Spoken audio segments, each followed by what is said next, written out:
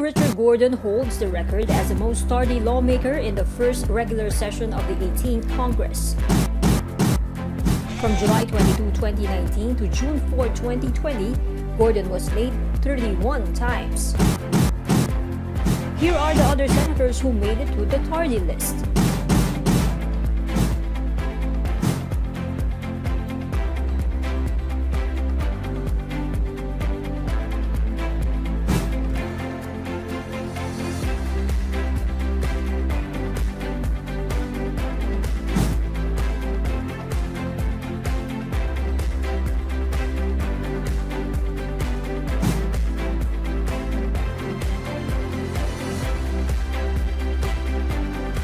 Senator Rita Lapid logged the most number of official missions.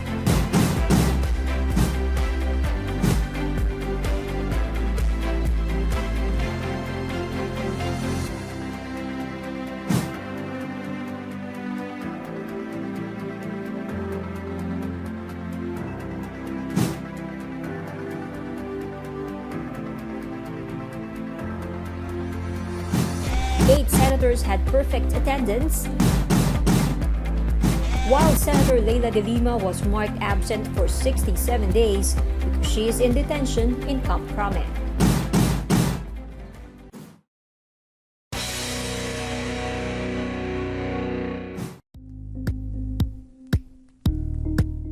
Thank you for watching Politiko TV. Please like and subscribe to our channel for more videos.